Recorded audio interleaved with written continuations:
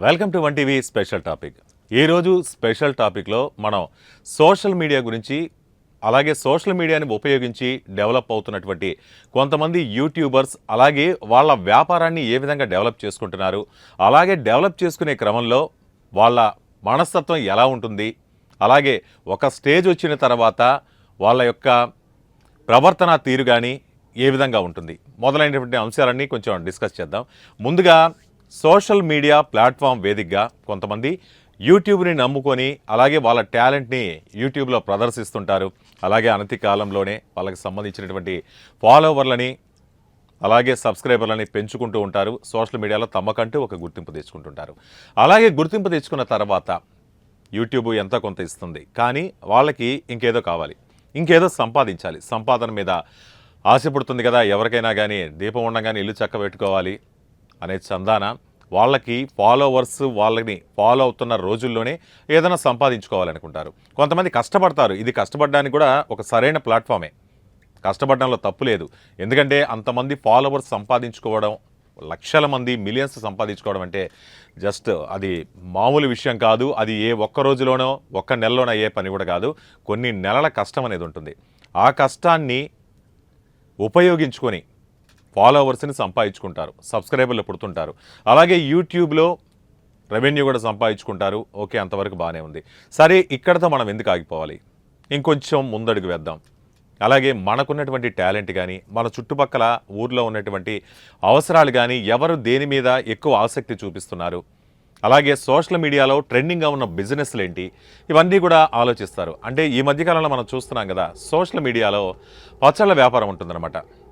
అలాగే పచ్చళ్ళ వ్యాపారం చాలా జోరుగా సాగుతుంది. అలాగే సోషల్ మీడియాలో అంటే వాట్సాప్ కానీ, టెలిగ్రామ్ కానీ, వీటన్నిటిని ఛానల్స్ని ఉపయోగించుకుంటున్నారు. ఉపయోగించుకున్న తర్వాత వాళ్ళకున్న సర్కిల్ని బట్టి దాన్ని స్ప్రెడ్ చేసుకుంటున్నారు.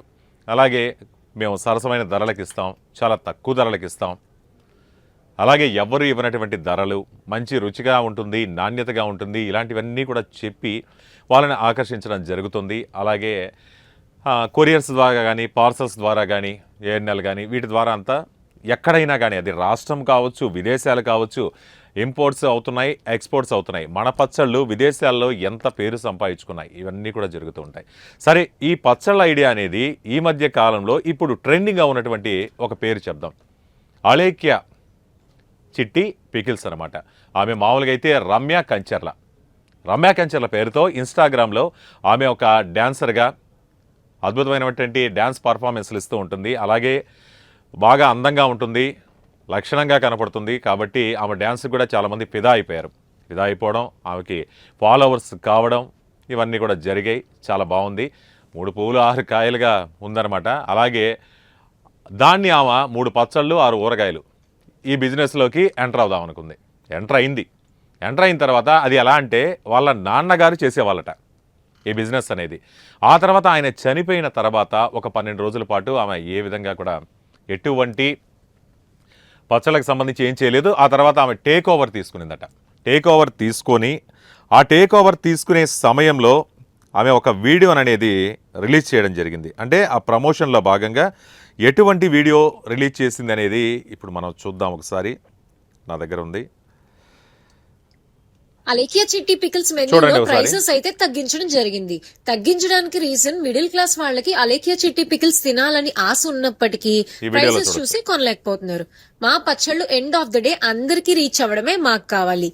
ఆ ఉద్దేశంతో ఇప్పటి నుంచి ప్రతి ఒక్కరు కూడా ఎఫోర్డ్ చేయగలిగే ప్రైజెస్ అయితే తెచ్చేసాం. ప్రైజెస్ తగ్గించాం కదా అని క్వాలిటీ తగ్గిపోతుందని అస్సలు అనుకోవద్దు. క్వాలిటీ మెయింటైన్ చేయకపోతే నా మనసు అస్సలు ఒప్పుకోదు.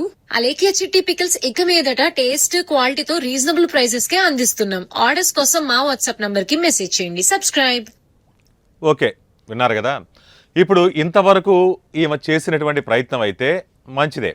ఎందుకంటే ఏదో ఒక రకంగా ప్రమోషన్ చేసుకోవాలి. అంటే మన ప్రోడక్టు రాష్ట్రంలో కానీ, దేశంలో కానీ, విదేశాల్లో కానీ వెళ్ళాలి అంటే మనకున్నటువంటి సర్కిల్ని, అలాగే ఈమెకు ఎలాగో ఈమె ఒక ఇన్ఫ్లుయెన్సర్ కాబట్టి ఈమె మాట నమ్మి ఈమె ప్రోడక్ట్స్ని అనేది కొనడం అనేది జరుగుతుంది.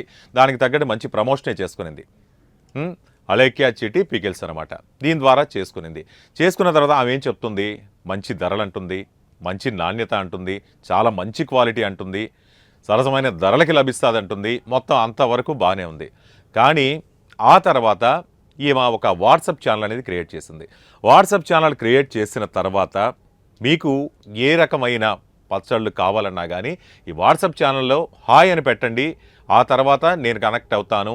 ఆ తర్వాత మీకు కావాల్సిన ఏ ప్రోడక్ట్ కావాలన్నా ఏ పచ్చళ్ళు కావాలన్నా కానీ నేను అనేది సప్లై చేస్తాను అంటే ఆమె చెప్పడం జరిగింది. ఇంతలో ఒక వ్యక్తి ఆమెకి హాయ్ అని మెసేజ్ పెట్టాడు. అంటే అతను ఇంట్రెస్ట్ చూపించాడు అనమాట ఆ పచ్చళ్ళు తీసుకునే దానికి.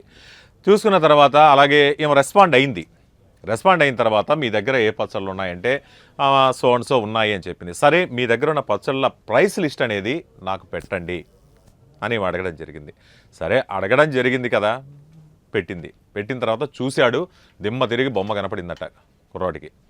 ఇదేంటి ఈ ప్రైస్ ఏంటి, ఇది అసలు పచ్చళ్ళదా లేకపోతే ఇంకేదన్నా అని చెప్పి అతను చాలా ప్రైసెస్ అయితే టూ మచ్గా ఉన్నాయి అని చెప్పి ఆమెకి రిప్లై ఇవ్వడం జరిగింది. అంతే, అంతవరకు బిజినెస్ ప్రమోషన్లో చెప్పిన మాటలు ఏమైనాయో, అంతకుముందు వీడియోలో చెప్పిన మాటలు ఏమయ్యాయో తెలియదు కానీ మేడం గారి కోపం అయితే నశాలానికి ఎక్కింది. అరే నా బిజినెస్నే నువ్వు వంక పడతావా అంటూ ఆమె చెప్పినటువంటి సమాధానం ఏ విధంగా ఉందో ఈ వీడియోలో చూద్దాం. ఇది ఎక్స్పెన్సివ్ అన్నావంటే నీ అంత ఎక్కడ ఉండడు, పని చేయి, నువ్వు గట్టిగా ఫోకస్ చేయాలన్నమా కెరియర్ మీద. ఎందుకంటే లేదంటే నీ గర్ల్ ఫ్రెండ్ లేదంటే నీ పిల్లలు ఊరిపడింది కాబట్టి నువ్వు అడిగిన ఏమి నువ్వు కొనలేవు కాబట్టి నా మాటిని నువ్వు కెరియర్ మీద ఫోకస్ చేసి అప్పుడు ప్రేమ పెళ్లి ఇటు జోలికి వెళ్ళు. ఎందుకంటే ముష్టి పచ్చడే కొనలేకపోతున్నావు, నువ్వే పడరా దానికి. చూశారు కదా ఆమె ఏమంటుంది, ముష్టి పచ్చడే కొనలేని నువ్వు అంటే ఒకవేళ రేటు అధికంగా ఉంది అని చెప్పి ప్రశ్నిస్తే అంటే ఒక వ్యాపార ధోరణి అండి అది. ఒక కస్టమర్ అన్న తర్వాత అతనికి అది ఒక హక్కు లాంటిది. ఇప్పుడు బేరమాటంలో తప్పేముంది, బార్గెన్ చేయడంలో తప్పేముంది? నీకు వస్తే వస్తుందని చెప్పు, లేకపోతే లేదని చెప్పు. అంతేగాని ఒక సోషల్ మీడియాలో నిన్ను ఫాలో అవుతున్నటువంటి ఒక ఫాలోవర్ అది నువ్వు మర్చిపోయావు. నీకు అభిమాని అతను, నీకు అభిమాని కాబట్టే నువ్వు పెట్టినటువంటి ఈ వీడియో అతని వద్దకు చేరింది. అతని వద్దకు చేరినప్పుడు అతను నిన్ను అడిగాడు, ఏమనలేదు.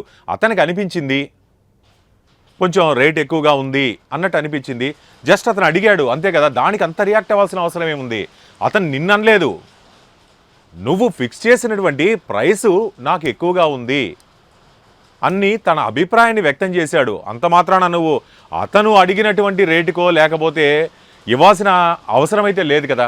అంత రియాక్ట్ అయ్యి వాళ్ళ ఇంట్లో వాళ్ళని, అలాగే గర్ల్ ఫ్రెండ్ అంటది, భార్య అంటది, తల్లి అంటది, వీళ్ళందరినీ తిట్టాల్సినటువంటి అవసరం ఏముంది?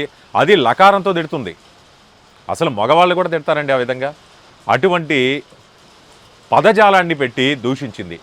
ఇంతవరకు ఆమె సంపాదించుకున్నటువంటి ఫేమ్ కానీ, ఈ ఒక్క వీడియోతో ఫేమ్ కానీ, పలుకుబడి కానీ, అలాగే అభిమానులు కానీ, ఫాలోవర్స్ కానీ, ఈ ఒక్క వీడియోతో మొత్తం బూడిదలో పోసిన పన్నీర్ అయినట్టు ఈమె పరిస్థితి తయారైంది.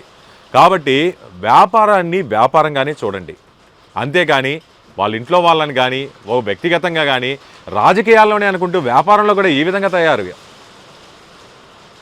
అసలు ఎలా తయారవుతున్నారు ఏంటనేది మనం ఆలోచించాలి. వ్యాపారం అనేది ఆరోగ్యకరమైన రీతిలో ఉండాలి, మార్జిన్ ఆశించాలి, కానీ ఇష్టారీతిని కాదు.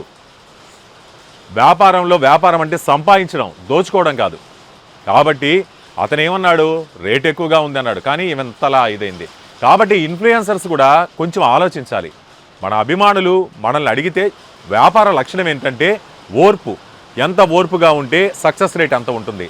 ఇప్పుడు మహామహా దిగ్గజాలైనటువంటి పెద్ద పెద్ద బిజినెస్ మ్యాన్లందరూ కూడా చాలా ఓపికగా క్రమశిక్షణతో వాళ్ళు కష్టపడ్డారు కాబట్టి ఈరోజు ఈ స్థాయిలో నిలబడ్డారు. పెద్ద పెద్ద వాళ్ళందరూ కూడా చాలామంది, వాళ్ళేమి కొంతమంది ఉండొచ్చు, అందరూ ఓవర్ నైట్ స్టార్డమ్ తెచ్చుకోలేదు, అలాగే వ్యాపార దిగ్గజాలు కూడా కాలేదు.